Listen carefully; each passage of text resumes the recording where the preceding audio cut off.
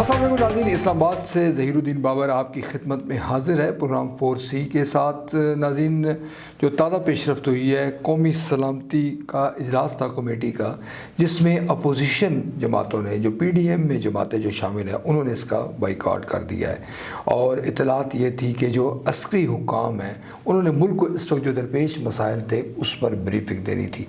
یہ کتنی خطرناک بات ہے، اس کے کتنے مضر اثرات مرتب ہو سکتے ہیں پاکستان پر، اور بالخصوص پاکستان کا جو عالمی سطح پر تشخص ہے وہ کس قدر مجروح ہو سکتا ہے، اس پر گفتگو کرنے کے لیے اپنے پروگرام میں ہم نے ذمت دی ہے۔ کثر روحانی صاحب سینئر تجزیہ نگار ہیں، چیف ایڈیٹر ہیں روزنامہ سنگ میل کے۔ روحانی صاحب، پروگرام میں آپ کو خوش آمدید کہتے ہیں۔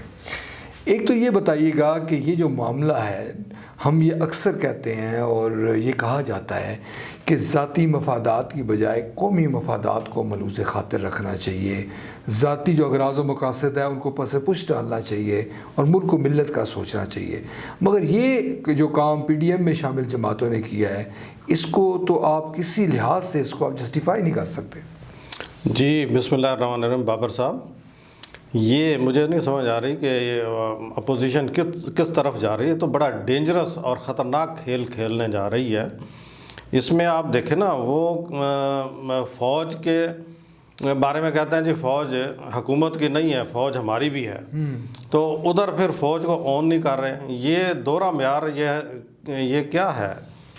یہ ہماری سمجھ سے باہر ہے کہ فوج تو فوج ہے، وہ ٹھیک ہے، بالکل آپ کی بھی فوج ہے، ہر بندے کی کامن فوج ہے، اور فوج نے اگر بلایا تھا اور بریفنگ دینی تھی سلامتی کی پوزیشن پر اور قومی سلامتی پر، اور آپ نے بائیکاٹ کر دیا، یہ دیکھیں کتنا غلط یہ تاثر ہے اور کتنا غلط میسج گیا ہے پوری دنیا میں۔ عالمی سطح پر اس چیز کو کیا پازیٹیولی ٹریٹ کیا جائے گا، مجھے آپ بتائیں۔ روحانی صاحب، ادارے جو ہیں وہ جیسے آپ نے کہا کہ ہماری جو مسلح افواج ہیں وہ پورے ملک کی ایک ایک انچ کی وہ حفاظت کی ذمہ دار ہیں، اور ہمارے جو افسران ہیں، جوان ہیں، آئے روز وہ شہید ہو رہے ہیں، اور اس وقت ملک میں ایسی بہت ساری کالعدم جماعتیں ہیں۔ شمالی وزیرستان میں دیکھ لیں، آپ بلوچستان میں دیکھ لیں کہ ہمارے نوجوانوں کو، جو مسلح افواج کے لوگ ہیں، ان کو ہٹ کر رہی ہیں۔ ایسے جو باتیں ہیں یا ایسی جو پیش رفت ہے، یہ تو ان شرپسند عناصر کی حوصلہ افزائی کا باعث بنے گی۔ جی بالکل، حوصلہ افزائی کا صرف نہیں بلکہ ان کے لیے تو یہ بہت بڑی ایک ایسی خوشی کی بات ہے جیسے کہ وہ سمجھ رہے تھے کہ ایسا ہو، کیونکہ آپ سمجھتے ہیں کہ ہمارے ادارے میں، ہمارے ملک میں ایک واحد ادارہ ہے فوج، جو انتہائی ڈسپلن، انتہائی مضبوط اور سٹرانگ سمجھا جاتا ہے، اور پوری دنیا خوفزدہ ہے کہ پاکستان کی فوج واحد فوج ہے جو ڈٹ جائے تو اس کا مقابلہ نہیں کوئی کر سکتا۔ تو یار، ہمارے ہی لوگ، ہمارے ہی پاکستانی، ہمارے ہی محب وطن، ہمارے ہی لیڈران جب فوج کو اون نہیں کریں گے، اس کے خلاف ایسی باتیں کریں گے، تو باقی پیچھے رہ کیا جائے گا؟ تو یہ تو دشمنوں کو ہوا دینے والی بات ہے، تو ایسا نہیں ہونا چاہیے۔ خدارہ اس بیانیے کو ترک کیا جائے اور ایک یکسوئی کے ساتھ آگے بڑھا جائے، اور جمہوری قوتوں کو لے کر آپ آگے بڑھیں اور ملک کے لیے کچھ کریں۔ آپس کی لڑائی میں آپ ہمارے اس قسم کے جو ادارے ہیں، جو سٹرانگ ادارے دنیا میں سٹرانگ سمجھے جاتے ہیں، کیوں آپ ان کو متنازع کر رہے ہیں اور کمزور کرنے کی در پہ ہیں؟ روحانی صاحب، یہ جو تاثر ہے کہ اپوزیشن جماعتیں، بالخصوص PDM میں جو شامل جماعتیں ہیں، وہ ہماری مسلح افواج کو دباؤ میں لانا چاہ رہی ہیں، اور وہ دباؤ میں لانا چاہ رہی ہیں اپنے سیاسی اغراض و مقاصد کے لیے۔ وہ چاہتی ہیں کہ مسلح افواج موجودہ وزیر اعظم عمران خان پر دباؤ ڈالیں، ان کو نکال باہر کریں، جو کچھ ان کا ایجنڈا ہے۔ آپ کو لگتا ہے ایسے ہی ہے؟ جی، اس وقت تو یہی لگ رہا ہے، بیانیہ یہی ہے کہ جناب جو کچھ بھی کیا ہے، جو یہ کہتے ہیں یہ گورنمنٹ آئی ہے، حالانکہ یہ تو الیکشن کے ذریعے ہے، وہ کہتے ہیں نہیں جی سلیکٹڈ گورنمنٹ ہے، جعلی گورنمنٹ ہے، اور فوج لے کے آئی ہے۔ یعنی کتنا غلط یہ بیانیہ ہے، کتنی غلط سوچ ہے۔ فوج ایسے کام نہیں کرتی بابر صاحب، فوج تو ہر مصیبت کی گھڑی میں ہمارے ساتھ کھڑی ہوئی ہے، خواہ سیلاب ہو، خواہ کوئی سرحدوں کے معاملات ہوں، خواہ کوئی جہاں آفت آ جائے، تو فوج ہی تو ہے جو آپ کو بچاتی ہے۔ تو فوج کے خلاف اس قسم کی بات کرنا، میں سمجھتا ہوں یہ کوئی محب وطنی نہیں ہے۔ روحانی صاحب، آپ کو کیا لگتا ہے کہ کچھ لوگ یہ کہتے ہیں، کچھ تجزیہ کار یہ کہتے ہیں کہ یہاں پہ جو کچھ ہو رہا ہے اس کا ایک عالمی ایجنڈا بھی ہے، کچھ بیرونی قوتیں ہیں جو یہاں پر اپنا کھیل کھیل رہی ہیں، وہ اپنے مفادات کا تحفظ چاہتی ہیں، جس میں بھارت انوالو ہے، امریکہ انوالو ہے، برطانیہ انوالو ہے، مبینہ طور پر یہ ایک تاثر دیا جاتا ہے۔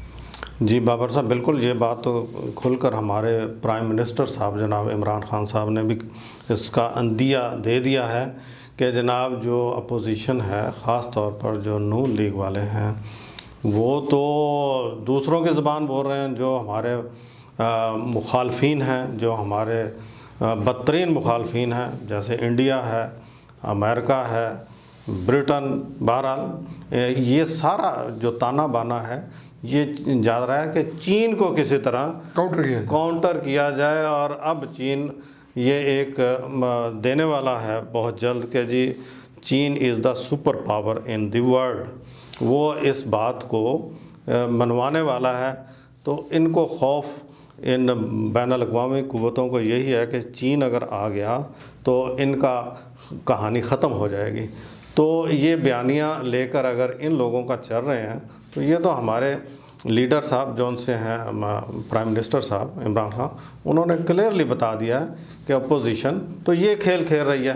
بہرحال یہ کھیل اگر اپوزیشن کھیل رہی ہے تو یہ تو اس کے روٹس تو انتہائی خوفناک اور خطرناک ہیں اور ڈینجرس ہیں۔